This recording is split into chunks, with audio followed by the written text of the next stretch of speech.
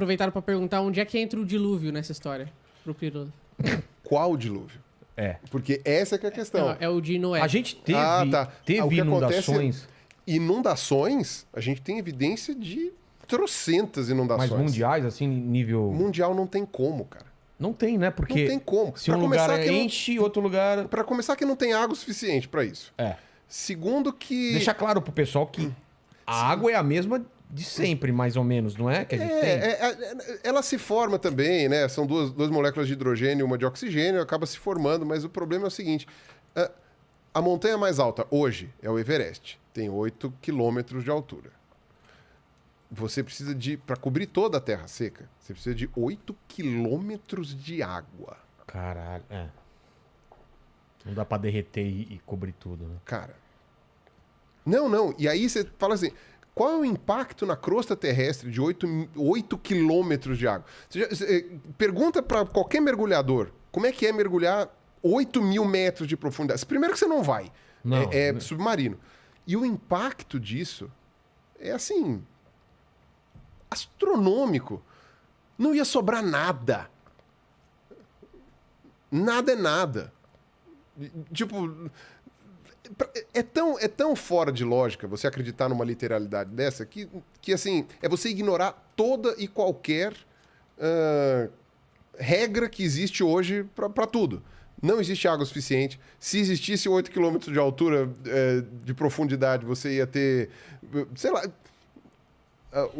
você ia ter uma pressão cima das placas. Mas você pode ter povos primitivos acreditando que aquilo é no mundo inteiro quando foi na região dele, não é isso? Exato. O que a gente sabe, a gente tem evidências de várias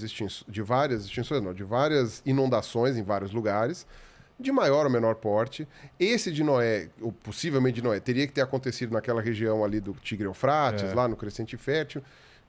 Você teve o final da Era Glacial, entre 12 mil anos mais ou menos. Você tem a região do Cáucaso, ali no norte do Iraque, que é montanhosa, era coberta de neve. Provavelmente durante esse período de degelo do planeta deve ter tido cheias muito intensas, talvez dos rios, coisas assim. Isso pode ter gerado a impressão de algum dilúvio. E aí quem conta um conto aumenta um ponto, né? Eu não sei como é que é a descrição. Aí também eu não vou entrar muito nessa parte muito detalhada. Primeiro, porque eu não estudei. E segundo, porque aí o pessoal que, sei lá, da teologia, qualquer coisa assim, vai ter outras justificativas. Agora, dilúvio mundial é impossível. É virtualmente impossível. A gente não teria partes da crosta terrestre se você tivesse tido um dilúvio mundial. Se tem efeito estufa e aumenta o nível dos... E outra, como é que é a pressão atmosférica 8 km para cima? A quantidade de oxigênio que como ia ficar o oxigênio? A atmosfera ia ficar mais curta? Ela ia para o espaço, ela ia condensar, ia ficar super concentrado. Cara, é quando você não para pensar. Se você não para pensar na dinâmica do planeta e como as coisas são, aí dá nisso. Agora, aí eu dou a minha interpretação. A minha interpretação, que é a interpretação de um ateu, interpretação de uma pessoa que estuda a parte científica da coisa, e a interpretação de quem leu em português e em inglês só, né? Não li em hebraico, não li nessas coisas, eu li em português e em inglês a Bíblia. E aí você vê a interpretação disso daí que eu dou, é o seguinte: para mim é muito claro na Bíblia, que eles desenham uma terra plana ali. É muito claro para mim. Tudo bem, o pessoal da teologia tá se rasgando no meio aí, tá? Aquela coisa assim, desculpe, água, eu sei, amanhã vai ter vídeo resposta, mas vai ter aquela coisa assim. Mas para mim, lendo o livro do Gênesis, os primeiros livros ali, para mim aquilo lá é muito evidente que eles estão falando de uma terra plana. Deus separa as águas. Ou seja, o céu era azul, chovia. A descrição que se dá... Inclusive tem uma imagem, né? Tem um desenho que ficou famoso, até, né? Que é um desenho que representa mais ou menos isso, que é inclusive a versão que é usada pelos terraplanistas. Os terraplanistas falam isso. Eles dizem que a Bíblia diz que a Terra é plana. É que, como, sei lá, 99% dos teólogos não são terraplanistas, eles dão outras interpretações, inclusive de tradução e tal. Por isso que eu tô falando, eu não li em hebraico. Tá. Né? Mas Você leu. Mas dentro do que eu li, diz que a Terra é plana, e as justificativas que o pessoal da teologia me deu para dizer que a Bíblia não diz que a Terra é plana, ou não me convenceram, ou eu não tenho bagagem suficiente para poder avaliar, para saber se procede ou não. Então, por isso que eu mantenho a minha parte de dúvida com relação a essa parte teológica da Bíblia. Por isso que eu estou falando, é a minha interpretação. Não estou falando que eu estou correto, não estou falando que eu não tenho conhecimento, não sei ler hebraico, nada disso. Então, essa é a minha interpretação. Que para mim, em português ou em inglês, Separou. a Bíblia fala claramente que Deus separou a terra, as águas do mar, dos oceanos e do céu. Então, quer dizer, chovia por quê? Porque você tinha uma abóbada terrestre que cobria o chão, essa abóbada tinha água por cima. De vez em quando dava umas chovidas, porque a abóbada permitia, né, sei lá, era vazado, alguma coisa assim. E, enfim, aí quando você olhava no horizonte, você tinha a água de cima e a água de baixo. O dilúvio, ele narra, Deus abriu as comportas do céu. Abriu a comporta do céu, caiu toda a água que estava no firmamento, que era o quê? Firmamento. Por que chama firmamento? Porque ele firma. Tá segurando. Ele está segurando aquilo ali. Ele firma, cai toda a água lá de cima e... Shua, entendeu? E aí, por isso que encheu tudo. E aí fez o dilúvio. Então, para mim, isso é a minha interpretação do que eu dou. Tem até um evangelho não, mentira, nossa senhora. Tem até um livro apócrifo do Velho Testamento, que é o livro de Enoque, que ele narra a subida dele até o céu.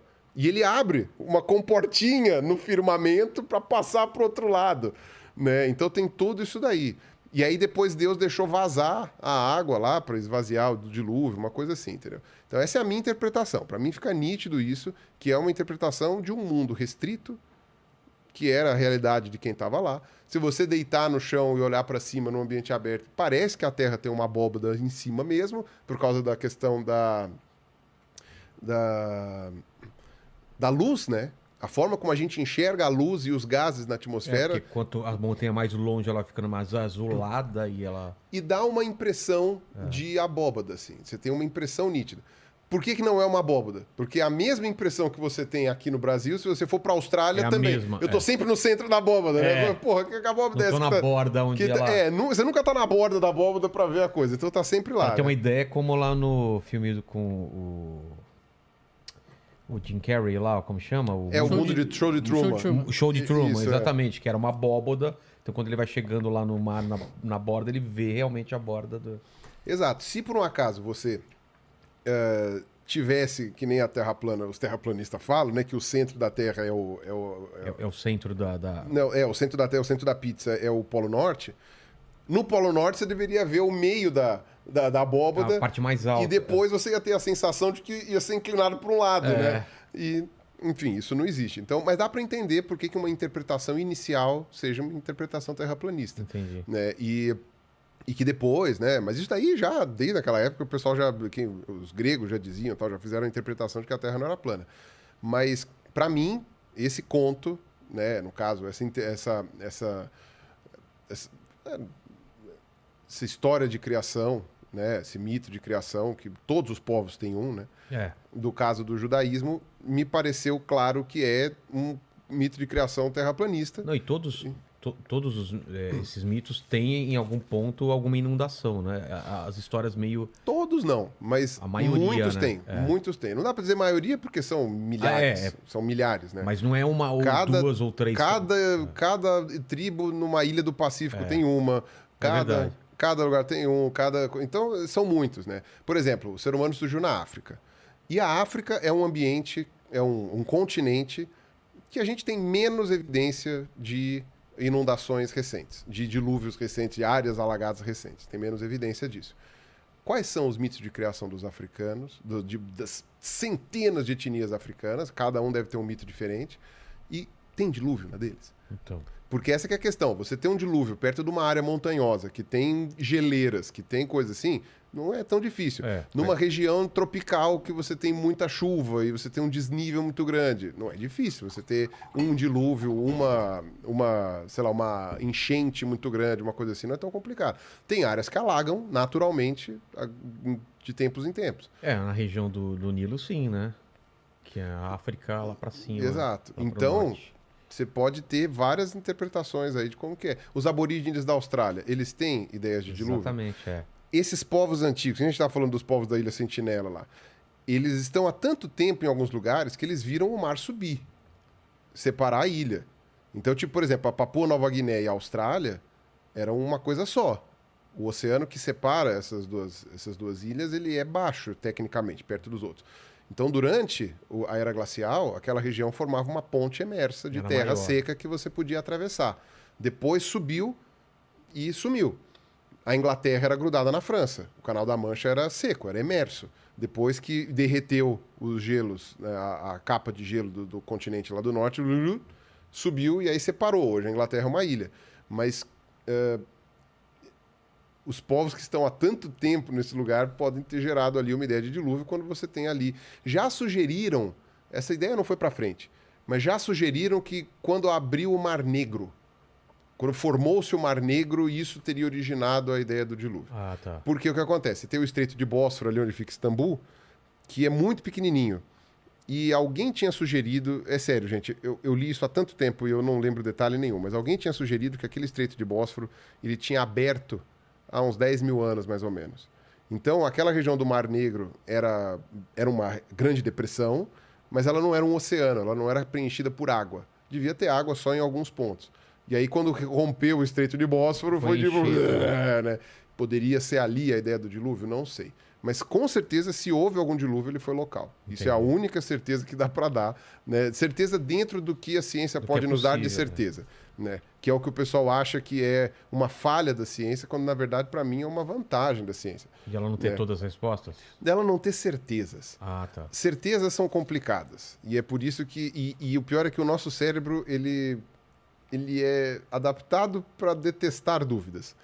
Então, é complicado porque, assim... A gente não lida bem com... Não lida bem com dúvidas. Então, isso, inclusive, foi uma parte do meu processo, do meu ateísmo e tal, não sei o quê, foi saber lidar com as dúvidas de que certas coisas eu nunca vou responder e a desconfiar de quem responde com muita facilidade, com muita certeza. Para mim, quem tem muita certeza, ou está enganado ou está enganando. Espero que vocês tenham gostado desse vídeo e eu gostaria de deixar claro a vocês que esse conteúdo que você acabou de consumir é apenas o recorte de um vídeo completo, cujo link do mesmo está aqui na descrição, caso você queira conferir. E não se esqueça de se inscrever aqui no canal para receber mais vídeos como esse.